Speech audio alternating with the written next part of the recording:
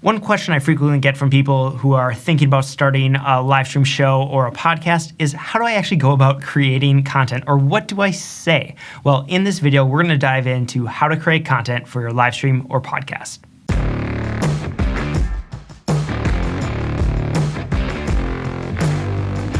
Hello everyone, welcome to the YouTube channel. My name is Nick Polkuski, and on this channel we talk all about videography and live streaming, and we go into different aspects of that, including how to create content, which is what we're going to cover in this video. So I'm going to talk to you about 4 different types of episodes that I think you should be creating for your podcast or live stream, or that you could potentially use for either of those.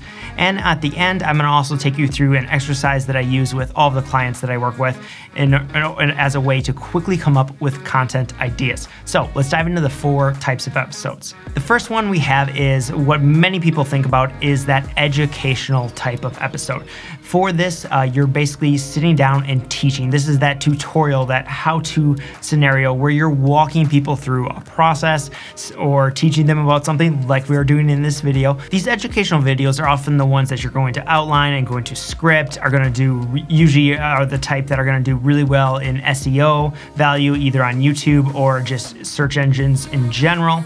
So they're the ones that are designed to take people from point A to point B, or help them find out more about topic X, whatever that might be. That's really what you're trying to do with this educational type of content. The second type of episodes are the thought leader interviews. This is where you're sitting down with someone either virtually or in the same room and really interviewing that person and learning more from them.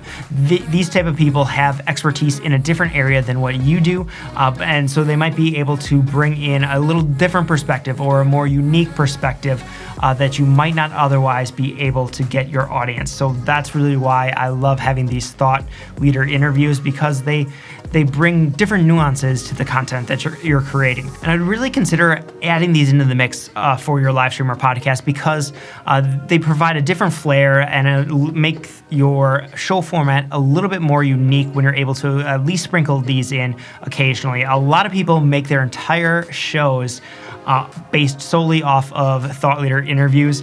I'm not necessarily suggesting that. I like to have some variety. I like to kind of mix in these 4 different types with the show or podcast that I'm doing, but it's definitely something to consider, is to be sure to add in a little bit of those thought leader interviews. The third type of episode is one that I don't see nearly enough people doing, and that is the case study interview, or the case study. What this is where you take someone who you've helped, who your business has worked with, who's used your product, and interview them or talk to them about how your product has helped and improved their life in some way. So if it could be a wide variety of things. If you're someone who has a show and your main thing is coaching, well, maybe you're talking about how that person that you worked with used that one idea or that one suggestion from you and was able to change or able to make some sort of improvement. It's really taking people along on the journey and kind of subtly showing how the stuff that you're doing really works. But this is more than just a simple testimonial. See, testimonials are great. But this goes much more beyond that, because it is really about providing more information for people. You're helping people see, okay, this is what you can kind of expect when you use our product. These are some of the struggles that maybe you had beforehand. These are some of the struggles you're still going to have when you're trying to implement some of this stuff. It really gives people a better idea of how your process, your systems, your products work in order to help improve their life. So I don't see nearly enough businesses using the case study interview. Now, the 4th type of episode is one that I really enjoy, and one that live streaming does just an amazing job at, and that is the experiential type of episode. So this could be a behind the scenes tour of your studio or your recording station or your office. This could be, taking people out on a tour of your local area. It's really anything that is going to give people an experience, kind of put them almost behind the scenes or see a little bit more about your process. So if you run a leather business, maybe it's taking them in and kind of showing what your process looks like and how you go about creating all of that. Those are the type of episodes that take people along on a journey and help them experience something that they might not otherwise see. It's basically pulling back the curtain, if you will. As an author, maybe it's taking people through your writing process and kind of showcasing what that looks like. The reason the experiential type of episodes work so well is because it allows people to connect with you on an even deeper level. You're bringing them along almost as a friend. It's a peek into your world, and that's what allows people to really resonate with it. Plus, people just love seeing kind of that behind the scenes creation type of magic, and that's what you're able to do here with this type of episode.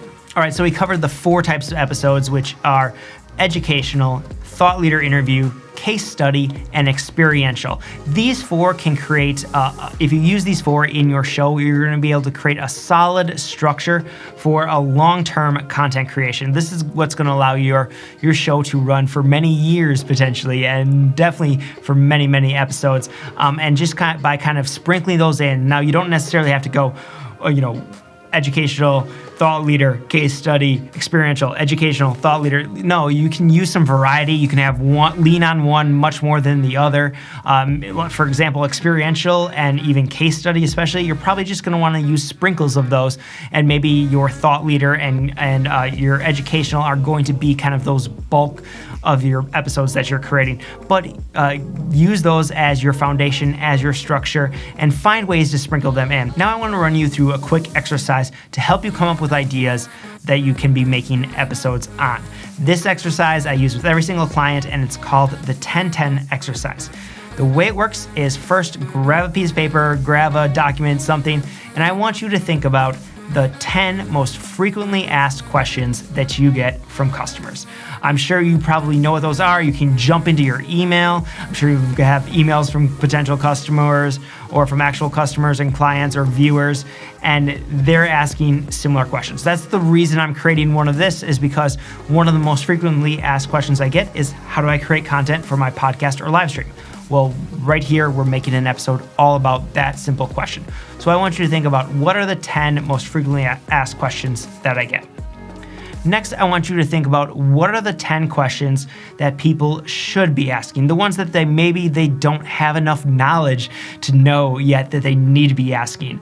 By running through this exercise and thinking about those 10 frequently asked questions and those 10 should be asking questions, you're gonna immediately have 20 questions right there that you can jump into and either start creating content directly answering each of those questions, or you can go through and kind of theme them together and find some commonalities and bunch those together and create maybe not necessarily 20 episodes from that, but you might create several little episodes, or you might combine some questions.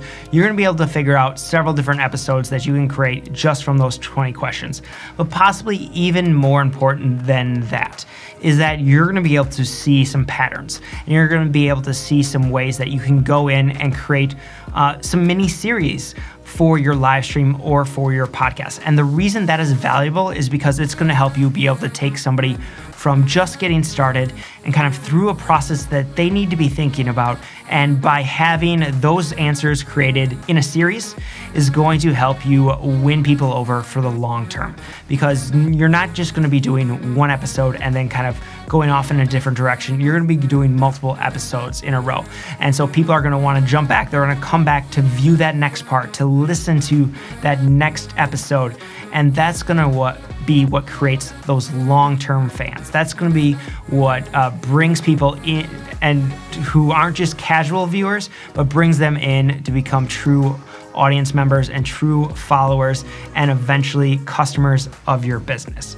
These questions will get you started. And from there, I suggest that you create some sort of running document where you can quickly and easily capture any ideas that come to you or any questions that come up, and then deep dive into your analytics.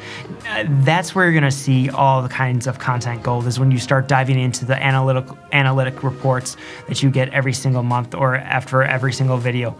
And if you want to follow along on how I look at analytics, be sure to check out our series where every single month I'm jumping into the YouTube analytics and kind of teaching you what I see and kind of just bringing you along on my YouTube journey with me. So be sure to check out that playlist right here. And don't forget to hit the subscribe button, and I'll see you in the next video.